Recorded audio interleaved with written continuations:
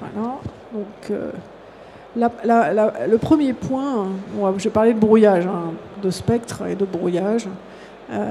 C'est une menace cyber à laquelle on ne pense pas forcément. On ne pense pas forcément non plus, dans ce cas-là, aux Pokémon, aux mamies, à des lampes LED, des lampes UV. Mais tout ça passe par le spectre, en fait, les radiofréquences, que ce soit des émissions radio pour passer des informations, que ce soit des lampes qui font des parasites, trop de parasites électromagnétiques, ça va passer dans le spectre des radiofréquences, dans lequel vous avez les usages, téléphonie mobile, etc. Voilà. Alors, on dépend tous des technologies hertziennes, que ce soit pour les activités de tous les jours, mais les activités également industrielles, les activités sociétales, les activités des pompiers, etc., de souveraineté. Voilà. Donc, c'est pas simplement communiquer, mais c'est également pour les entreprises, notamment, et des tas de services, envoyer des informations, envoyer des ordres sur des liaisons sans fil. Effectivement, je repasse le slide d'avant. Si tout était filaire, on serait un petit peu ennuyé. Voilà. Donc, vous avez toutes sortes d'activités finalement qui utilisent des fréquences diverses et variées, avec différentes bandes de fréquences, différents services. Quelques exemples. Et quand vous avez ces usages, les brouillages, c'est quoi? C'est une énergie électromagnétique, ou bien des parasites, ou bien un signal qui est perturbateur, qui va passer sur le signal utile, sur une bande de fréquence, et va empêcher finalement sa réception. Alors, quand vous avez besoin de façon critique des données qui sont transmises sur ces bandes de fréquences, le brouillage, ça va être effectivement un danger, puisque ça va atteindre la disponibilité des données qui passent sur ces bandes de fréquences, et vous aurez éventuellement un déni de service de vos applications. Mais en tout cas, ça va être une atteinte à la disponibilité des informations.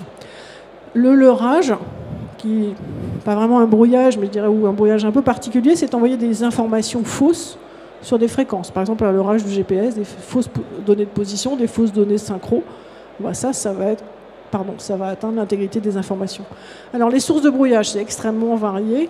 C'est plus varié qu'on peut imaginer. Donc, le risque zéro n'existe pas.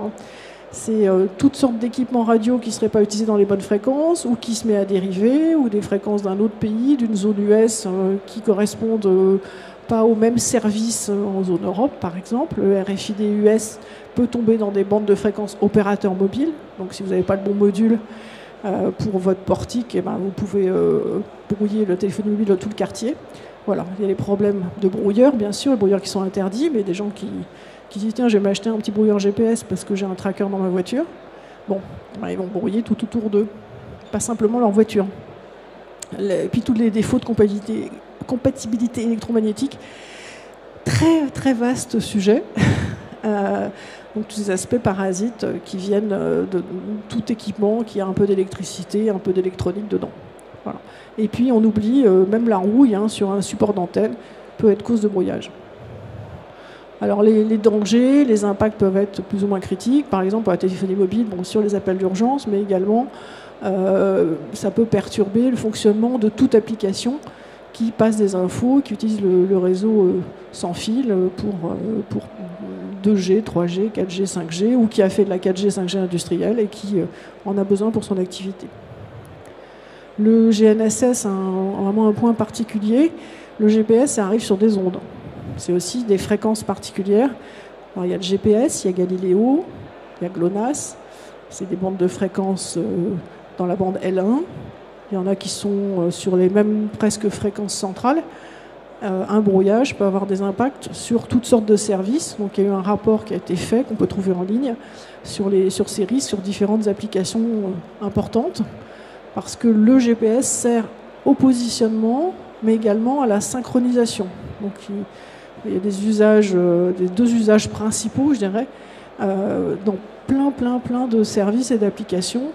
Souvent, on n'y pense pas, mais c'est important de regarder si vous utilisez GPS. Ça va avoir des conséquences critiques. Donc, peu importe que ce soit un brouillage, parce que vous avez mis un brouilleur dans votre voiture, très interdit, même la possession, ou que ce soit un équipement radio qui se met à dériver, l'effet va être critique. Puis des fois, le brouillage, vous avez un brouillage, mais en fait, c'est des gens qui se promènent avec un IMSI catcher, donc une fausse station de base qui fait d'autres choses d'ailleurs, mais qui peut aussi, dans ce cas-là, être utilisée, qui a été utilisée pour faire des SMS frauduleux, type sécurité sociale et autres.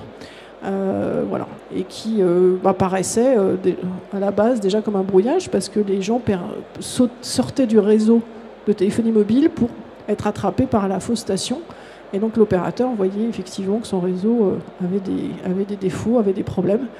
Il y aurait pu avoir des pertes, des gens qui n'avaient pas pu faire des appels d'urgence et autres à cause de ça. Et puis derrière, il y a une escroquerie. Donc ça peut cacher plusieurs choses. Le cadre légal, le spectre, c'est très réglementé. J'en ai un là, mais je vous montrerai un slide après. Attendez.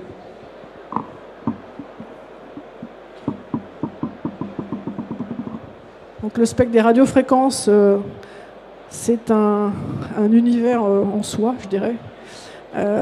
Ce sont les fréquences entre 9 kHz et 300 GHz, avec bien sûr des qualités différentes, des usages différents, mais extrêmement utilisés, extrêmement utiles, ressources rares, et donc des réglementations internationales, également au niveau national, l'Agence des fréquences qui gère le spectre, et qui aussi participe aux discussions internationales parce qu'il y a des évolutions régulières de ces bandes de fréquences,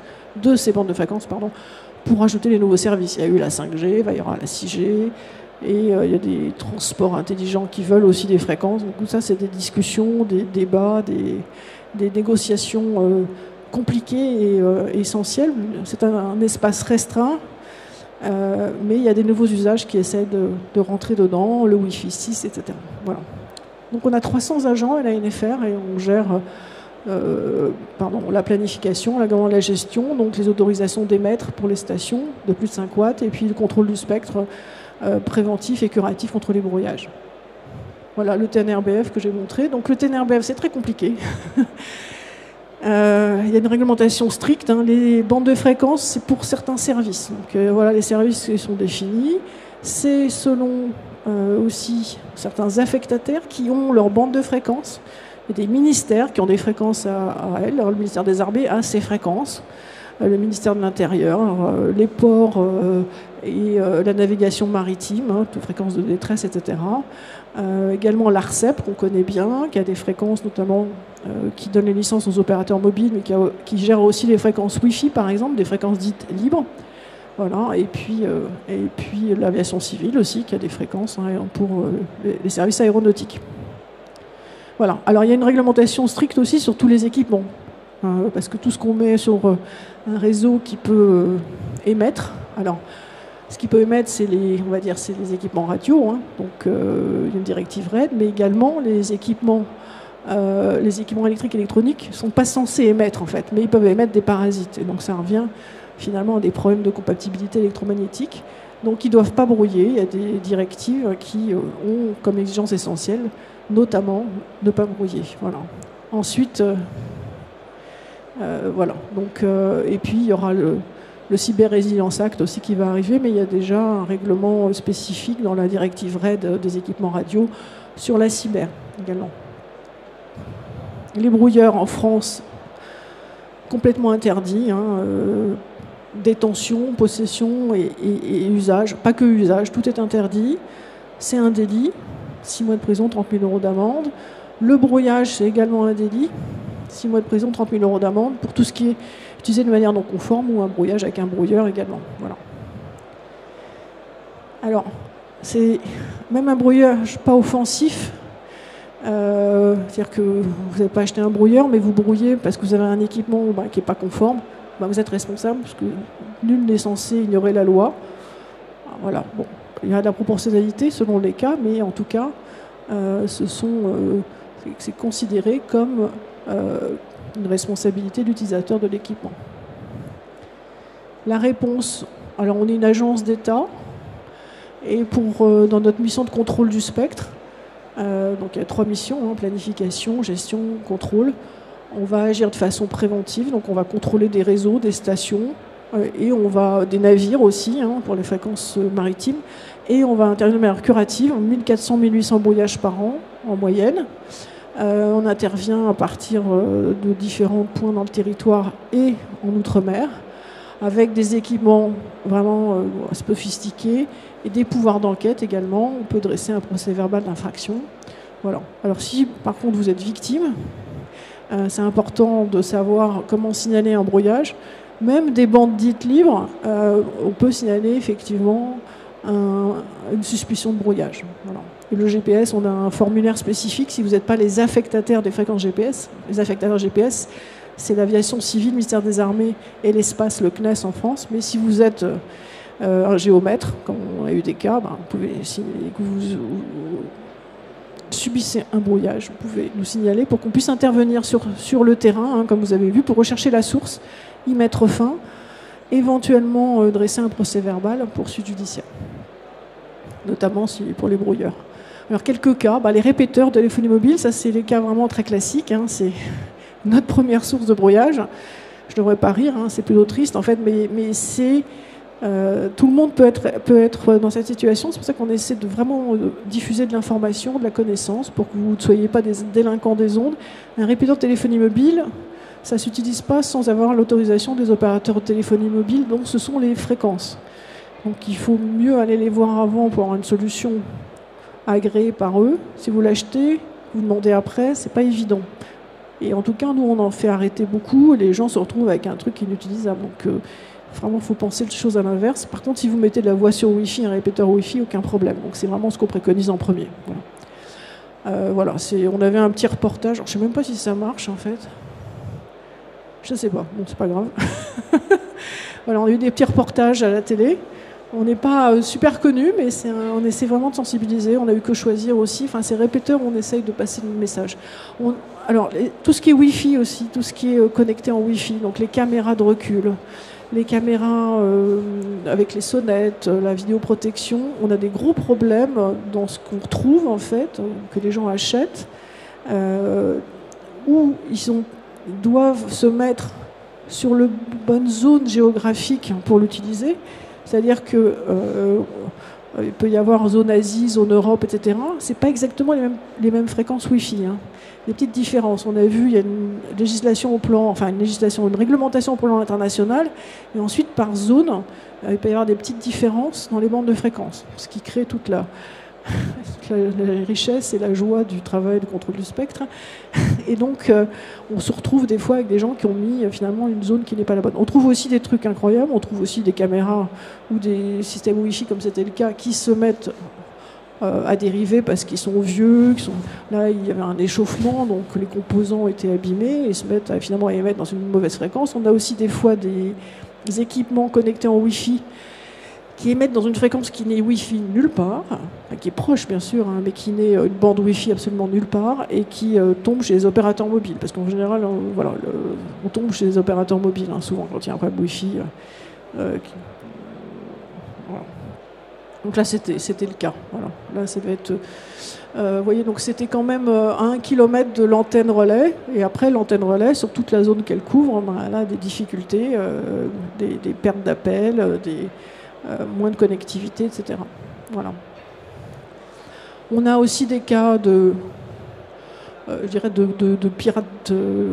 pirates radio encore, ça existe encore, de moins en moins. Mais comme c'est proche des fréquences de l'aviation civile, hein, des pilotes avec la tour de contrôle, bon, ça peut créer des problèmes. On a aussi des problèmes, alors des fois on a des problèmes parce que c'est des radios pirates, mais des fois on a des problèmes avec des radios totalement légales, mais pas assez filtrées. Et donc les pilotes, au lieu d'entendre la tour de contrôle, ils entendent une radio. Alors je vous rassure, normalement ils ont plusieurs bandes de fréquences. Hein. Mais il faut corriger ça rapidement, ça fait partie des fréquences de sécurité, donc on intervient dès qu'on a l'appel. Voilà. On a des problèmes aussi avec des radars météo. Le radar météo, il utilise les mêmes fréquences que la bande Wi-Fi 5 GHz, il y a une petite partie dedans. Et donc le Wi-Fi dans la bande 5 GHz, le Wi-Fi outdoor, il a un système pour scanner et pour éviter les radars météo. Des fois, ou le système n'est pas conforme, ou bien il a été un peu trafiqué, et on se retrouve avec des brouillages du radar météo qui, sur une zone, ne peut plus voir arriver les pluies, les inondations, donc c'est particulièrement critique, donc vraiment on sensibilise à ça. Alors ce que je disais, effectivement, le problème, c'est également tout ce qui est module dans des fréquences qui ne sont pas de la bonne zone. Là, c'était un module US dans un lecteur de badge pour les pistes de ski, et l'opérateur mobile sur la station était complètement brouillé. Alors ça, c'est une mamie, les fameuses mamies, faut faire attention aux mamies. La pauvre, elle avait une box qui marchait bien pour la télé, elle marchait pourtant, mais elle s'était mise à dériver, et elle tombait pile dans le GPS d'un industriel high-tech, pas très loin. Voici le nom de la ville, tout le monde saura qui c'est. Voilà. On a aussi des casques qui se mettent à dériver, des supports de casques. Voilà. Là, c'est le BIP des pompiers, donc c'est finalement des stations de casernes qui, entre elles, se brouillaient sur la même fréquence. Voilà. Là, pareil, toujours la radio dans le cockpit, pas assez de filtres. On a aussi des choses au niveau maritime. On peut avoir des équipements sur un navire qui se mettent en émission permanente et qui empêchent des communications de la capitainerie avec les navires. Les fréquences dites libres, toujours, vous ouvrez votre voiture, généralement avec une clé sans contact, voilà, à distance.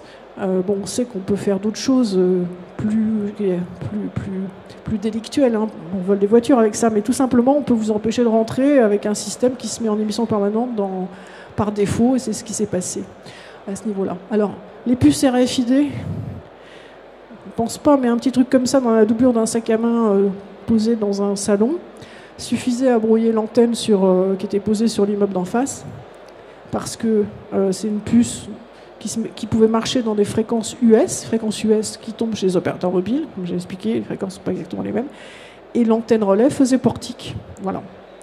Donc, on a eu plusieurs cas comme ça, donc c'est vraiment un sujet important. Avant, il y a des puces Europe, des puces US, des puces, voilà, mais ils font des puces globales, et donc on se trouve avec des cas un petit peu compliqués. Les drones aussi, ça peut avoir des problématiques de brouillage GPS. Et là, c'était pendant les JO, et en fait, c'était de la saturation par des usages qui avaient été accordés spécifiquement. Les fréquences étaient utilisées à 200%, donc il a fallu mettre des caméras dans des fréquences proches du GPS, et avec un bon filtrage, le récepteur GPS du drone était sauvé, parce que le récepteur GPS est très sensible, ça doit récupérer un signal 1 million de fois plus faible que ce qui sort de votre téléphone. Et puis voilà, des gens qui se disent tiens, je vais mettre un brouilleur. Alors c'est pareil, dans les entreprises c'est interdit, d'abord vous n'arriverez pas bien à le maîtriser, donc vous allez brouiller tout le quartier. Puis après, on intervient plus ou moins... on intervient toujours avec les forces de l'ordre quand c'est un brouilleur, pour pouvoir le saisir tout de suite. Puis on ne sait jamais sur quoi on tombe. Souvent, c'est une raison un peu futile, mais sait-on jamais. Et donc là, on était sécurisé, effectivement, avec vraiment une grosse équipe. Dont le chien renifleur, mais qui ne renifle pas encore les brouilleurs. C'est dommage. Voilà. Et puis, le père de famille aussi, qui s'est dit, tiens, c'est une bonne idée de mettre un brouilleur pour les empêcher de faire de l'Internet, sauf qu'il brouillait tout le quartier toutes les nuits. Donc il a discuté avec les gendarmes après. Voilà, ça vaut pas le coup. Puis dormir avec des brouilleurs aussi, c'est pas une bonne idée. Donc ça, c'était un monsieur qui pensait que ses voisins lui envoyaient des ondes, il dormait avec des brouilleurs pour sentir bien, sauf qu'il embêtait le voisinage. Voilà. Alors la mamie aussi, toujours les mamies, la mamie geek. Je vous rappelais le premier slide, faire attention aux mamies. Donc la mamie qui voulait pas de jeunes devant chez elle, qui avait mis un brouilleur dans le pot de fleurs, mais qui brouillait toute la commune. Voilà. Quand on est arrivé avec les gendarmes et le maire, parce que le maire a suivi quand même, quand il a vu l'équipage, il a vu les gendarmes passer, le camion de la NFR derrière, il a suivi, et puis Janine, elle s'est fait gronder quand même. Voilà. Puis les brouilleurs GPS dans les véhicules, ça brouille beaucoup plus loin que ce qu'on pense, et ça peut, là, la personne était garée sur le parking de l'aéroport, les avions ne pouvaient pas décoller, donc ça peut avoir des conséquences assez critiques. On trouve aussi de façon proactive des gens qui ont des brouilleurs dans leur véhicule, pareil. Et donc, on intervient. On avait des hélicos du SAMU à Lille, à l'aéroport de Lille, et des avions qui étaient perturbés l'année dernière. Et on est intervenu. Effectivement, on a trouvé deux causes. Un brouilleur dans un véhicule, sur la prise diagnostique qu'on voit, et puis des brouilleurs dans une maison aussi. Voilà, donc on a solutionné sous ça, mais peut être critique, quoi. Voilà, c'est pour ça que on a besoin de faire beaucoup de pédagogie. Donc là, c'était pour... Puis alors voilà, effectivement, oui, parce que je parle de Pokémon, mais mon petit Pokémon Spectrum, enfin qui n'est pas si petit, à cause de ça, en fait, on a trouvé un brouilleur, effectivement, de GPS dans une voiture. Donc les agents, en revenant de mission dans leur camion de mesure, ils se sont mis sur la fréquence GPS. Tout d'un coup, dans le faux de voiture, ils disent « Oh là, il y a un brouillage, je sais qui c'est ». Et puis ils ont attendu que la personne s'arrête, s'est arrêté à Nice, ils sont arrêtés derrière, ils lui ont dit vous avez un brouilleur. Bon, on va attendre la police ensemble, très bien, ok, bon. Personne, bonne composition, qui a expliqué oui j'ai acheté ça parce qu'initialement les jeunes venaient dans mon jardin chasser les Pokémon. Puis après je l'ai mis dans ma voiture. Sauf qu'il y a les avions à Nice, c'est pas terrible, quoi. Voilà. Donc comme quoi, hein, un Pokémon peut par ricochet devenir la source d'un brouillage. Après, il y a tout ce qui est préampli télé, les gens qui ont les antennes râteaux, ça se met à dériver, c'est des équipements pas très chers, et donc ça émet ou dans les fréquences téléphonie mobile ou dans les fréquences aviation civile. Voilà. Et puis les câbles. Bon, j'ai amené aussi un petit câble, hein, parce que c'est un petit truc comme ça, tout bête. De temps en temps, si c'est pas assez blindé, c'est abîmé, ça peut causer un brouillage. Effectivement, voilà, complètement critique, hein, c'était une antenne relais sur la gare de Lyon à cause d'un câble dans un bureau, dans un ministère. Voilà. Les lignes de transport d'électricité, hein, je ne sais pas si EDF est là ici, mais EDF, RTE, Enedis, voilà. N'importe quel équipement de transport d'électricité peut, à un moment donné, faire quelques parasites. Et là, généralement, ça tombe dans des services de sécurité, donc c'est vraiment important de pouvoir travailler avec eux pour qu'ils réagissent rapidement pour corriger.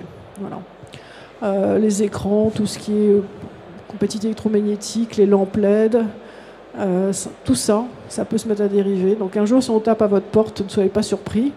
Et puis si vous faites des cultures de plantes aromatiques chez vous, ça ne me regarde pas.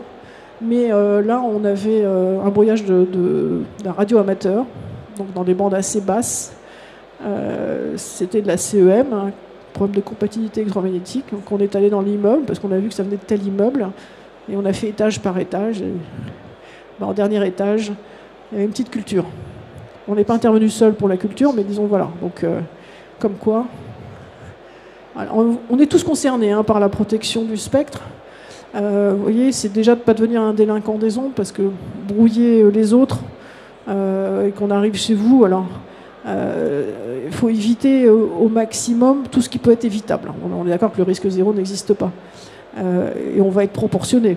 On est la police du spectre, mais on est proportionné. Mais quand même, si c'est vraiment un usage vraiment illégal, si c'est des choses que vous êtes censé connaître, la réglementation, bon, ça peut être quand même... non seulement vous devez éteindre effectivement l'appareil en cause, mais il y a un risque pénal, hein, quand même. Donc voilà, il faut vraiment faire attention à ces usages. Si vous avez des objets connectés, choisir les bonnes bandes de fréquences qui vont être plus ou moins protégées, etc. Après, accroître sa résilience, c'est si vous êtes victime d'un brouillage, vous êtes une entreprise, vous êtes un industriel, vous faites de la 5G industrielle, vous commencez à vous utilisez du LoRa, vous êtes de plus en plus finalement à connecter, parce que la connexion augmente. Il faut nous connaître, parce que dans le sens inverse, on va vous protéger en fait. Donc si vous ne nous connaissez pas et que vous ne pouvez pas nous signaler le brouillage, ça sera dommage. Donc je préconise, hein, j'essaie de sensibiliser à ça, c'est que vous sachiez superviser vos réseaux, voir que vous avez peut-être une perte de connectivité sans fil, dont du GPS, qui est un cas particulier, mais un cas important, si ça sert à votre synchro par exemple, et de pouvoir nous alerter pour qu'on puisse intervenir, puisqu'on a des gens spécialisés, on a des équipements spécialisés, on a des capacités particulières pour trouver la source, y mettre fin et remettre la connectivité en route. Voilà. Donc après, c'est un petit tableau, mais je pense que les gens qui font de la cyber font des choses beaucoup mieux que ça. Mais grosso modo, c'est intégrer le brouillage dans les autres menaces cyber que vous avez, selon votre usage finalement de fréquences pour transporter des données. Voilà. Et puis c'est peut-être le bon moment, il y a le PJL résilience, il y a des transports de certaines directives. Je pense qu'il y a une chose qui se mélange de plus en plus entre la cyber-OT et la cyberité. Donc tout ça fait que on parle d'hybride et autres. Enfin, moi je me dis il faut que ce soit quelque part, et ça peut être bien que ce soit dans le portefeuille des risques cyber. Voilà. Merci beaucoup Catherine Gabet, je crois qu'on peut vous applaudir bien fort. Est-ce que vous avez des questions toutes particulières? Moi j'en ai une. On a parlé très prochainement des nouvelles prisons qui vont être totalement avec des brouilleurs. Justement, vous êtes impacté directement, vous êtes consulté. Qu'est-ce qui se passe autour? Est-ce que ça a des risques, pas de risques? Et comment on fait ça? Alors, il y a déjà des prisons avec des brouilleurs. On n'est pas consulté dans le choix. Par contre, il y a des fois des groupes de travail avec les opérateurs aussi qui sont impactés pour pas que ça brouille à l'extérieur. C'est toute la difficulté de brouiller à l'intérieur et pas à l'extérieur. Il y avait eu cette grande polémique à la prison de la Santé à Paris avec les voisins dans le voisinage qui avaient des petits problèmes de Wi-Fi ou de téléphonie mobile. Donc ça, c'est l'administration pénitentiaire qui gère ces projets. Des fois, effectivement, on peut intervenir dans des discussions. Et puis, on peut intervenir des fois, parce que ça peut arriver que des fois, ça bave un peu. Et donc, dans ces cas-là, on intervient comme pour un brouillage pour qu'ensuite, ils puissent régler un petit peu les choses mieux. Ça arrive. Merci. Est-ce que vous avez des questions?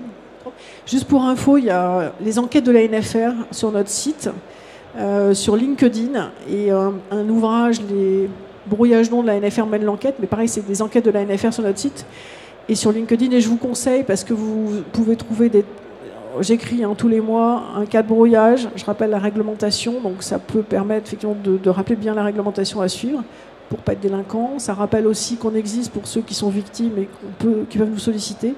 Et ça montre effectivement différents cas de brouillage. Donc il y a le Pokémon, et là est sorti hier l'enquête sur de la 5G, 5G TDD, une antenne qui tous les jours tombait, marchait plus. L'opérateur nous a sollicité, et c'était sa synchronisation justement par GPS qui était brouillée tous les jours.